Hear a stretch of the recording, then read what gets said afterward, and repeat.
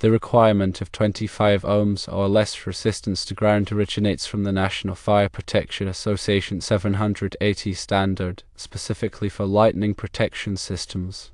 It's crucial to understand that the National Electrical Code, often referred to as the NEC, doesn't actually specify a maximum resistance to ground for lightning protection. The NEC primarily focuses on electrical system grounding, and the NFPA 780 standard addresses lightning protection separately. The NEC mandates that an electrical system's grounding system maintains a resistance to ground of 25 ohms or less. This requirement ensures a low resistance path for fault currents, offering a safe route for electricity to flow back to the source in the event of a fault, and it also helps in dissipating lightning strikes. On the other hand, the NFPA 780 standard suggests that a lightning protection system's grounding system should ideally have a resistance to ground of 10 ohms or less. This lower resistance is intended to provide an even more effective path for lightning strikes to safely discharge into the earth. The disparity in resistance requirements between the NEC and the NFPA 780 stems from the distinct objectives of each grounding system. The NEC grounding system serves a dual purpose: firstly, managing fault currents, and secondly, providing a path for lightning. The NFPA 780 grounding system is specifically designed to handle lightning strikes, demanding a lower resistance for optimal performance in that specific scenario. It's worth emphasizing that the NFPA 780 standard is considered a recommended practice rather than a legally binding code. While it's not inherently enforceable by law, many authorities having jurisdiction, known as AHA, often require lightning protection systems to be installed and maintained in accordance with the NFPA 780 standard. Electrical system grounding serves multiple critical purposes, the most prominent of which include: firstly, protecting against lightning strikes; secondly, mitigating line surges; thirdly, preventing high voltage crossover events; and fourthly, stabilizing voltage levels within the electrical system. The NEC provides comprehensive guidelines for electrical system grounding, outlining methods for achieving effective grounding, bonding requirements, and electrode specifications.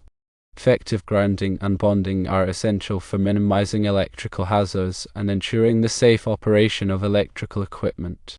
The NEC requirements for grounding electrode systems typically involve utilizing a combination of grounding electrodes, such as ground rods, ground rings, or underground metallic water pipes, to establish a reliable connection to the earth.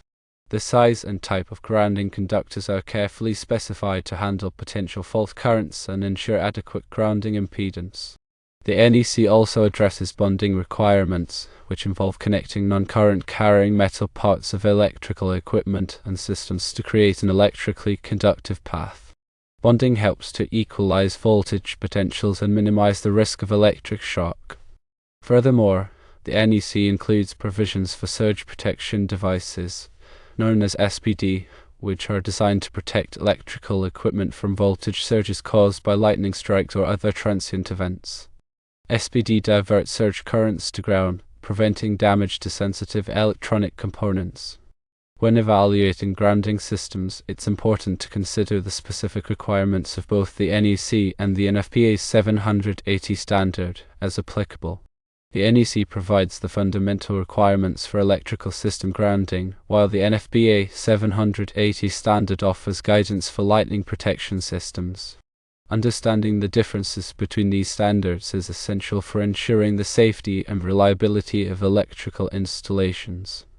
In addition to the resistance to ground requirements, both the NEC and the NFPA 780 address other important aspects of grounding systems, such as electrode installation, conductor sizing, and bonding techniques. Proper installation and maintenance of grounding systems are crucial for achieving effective grounding and minimizing electrical hazards. Regular inspections and testing of grounding systems are recommended to verify their integrity and ensure compliance with applicable standards. Grounding electrodes should be installed in locations that provide good contact with the earth and are protected from physical damage.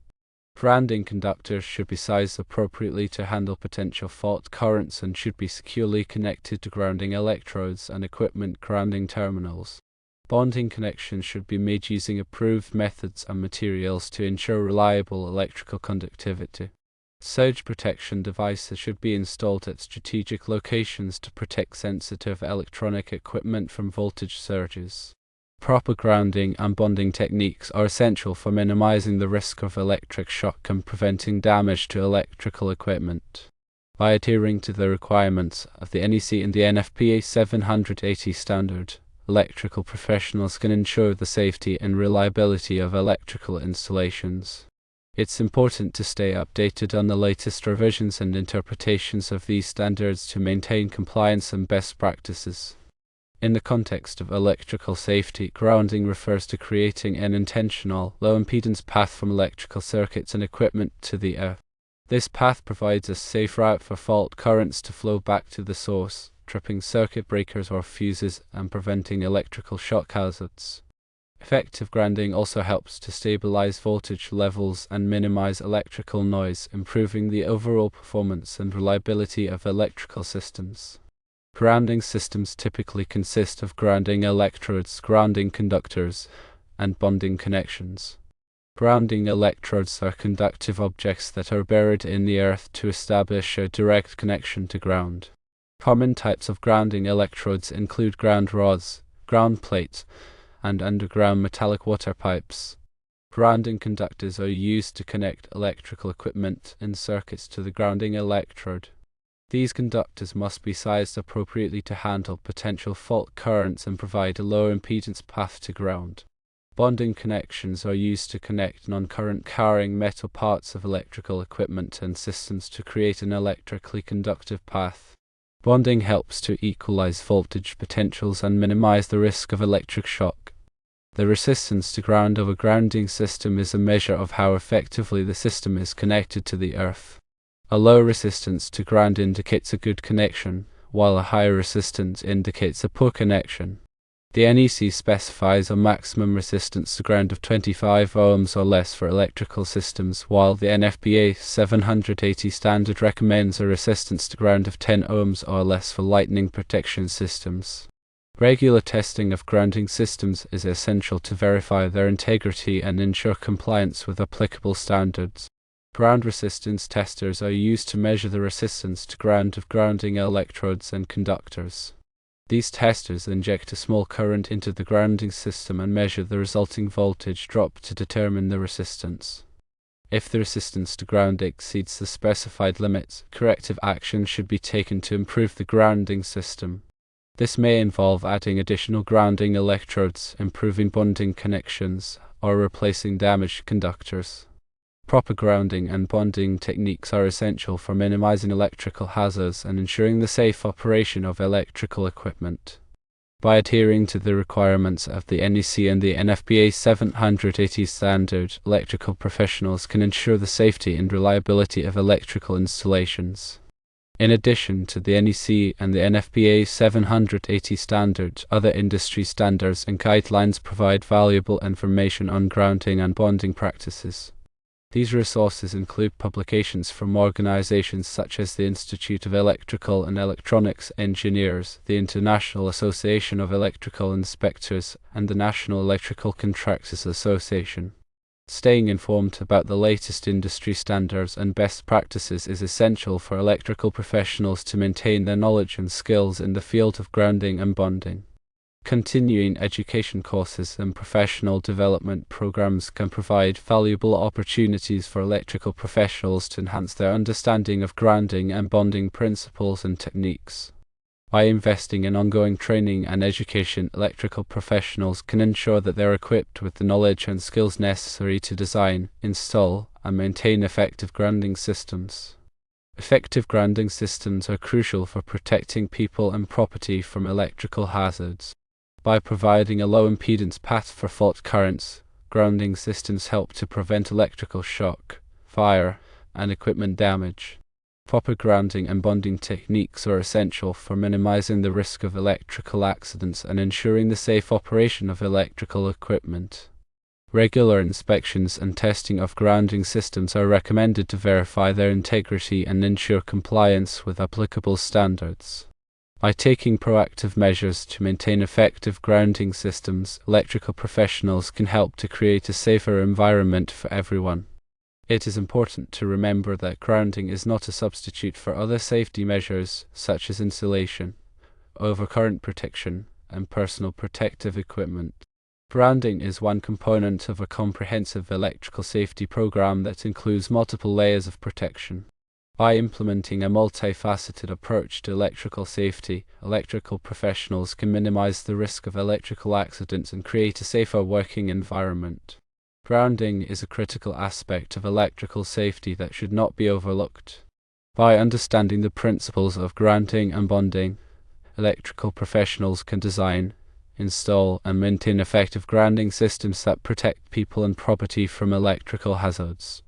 The NEC and the NFPA 780 standard provide valuable guidance on grounding and bonding practices, and electrical professionals should adhere to these standards to ensure the safety and reliability of electrical installations.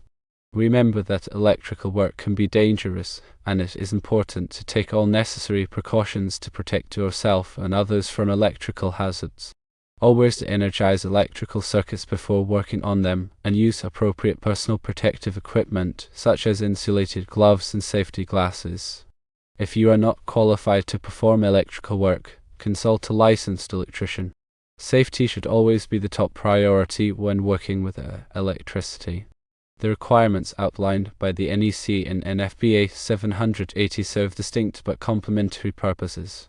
The NEC establishes a baseline for electrical safety, protecting against faults and ensuring system stability, while NFPA 780 provides a more stringent standard specifically for lightning protection. While a 25 ohm resistance to ground is acceptable for general electrical systems under the NEC, a lower resistance, ideally 10 ohms or less, is recommended by NFPA 780 to effectively dissipate the immense energy of a lightning strike. The authority having jurisdiction in a given area may mandate adherence to NFPA 780, particularly for structures where lightning poses a significant risk. It is critical to understand the specific requirements in place and to design grounding systems that meet or exceed those standards. This often involves consulting with electrical engineers and lightning protection specialists to ensure a comprehensive and effective safety strategy. The design and installation of a grounding system should also consider local soil conditions, as soil resistivity can significantly impact the effectiveness of grounding electrodes. In areas with high soil resistivity, additional grounding electrodes or alternative grounding methods may be necessary to achieve the required resistance to ground. Furthermore, the grounding system should be regularly inspected and tested to ensure its continued effectiveness. Grounding connections can corrode over time, and soil conditions can change, potentially increasing the resistance to ground. Regular maintenance and testing can identify and address any issues before they compromise the safety of the electrical system. Ultimately, the goal of electrical grounding is to provide a safe path for fault currents and lightning strikes, protecting people and property from electrical hazards. By understanding the requirements of the NEC and NFPA 780, and by implementing proper grounding and bonding techniques, electrical professionals can ensure the safety and reliability of electrical installations. In the state of Florida, due to the prevalence of thunderstorms and lightning strikes, the authority having jurisdiction may place a strong emphasis on adherence to NFPA 780. Buildings in Florida may be required to have lightning protection systems installed, and these systems must meet the grounding requirements outlined in NFPA 780. This underscores the importance of understanding both the NEC and NFPA 780 and designing grounding systems that meet the specific needs of the location and the potential hazards present.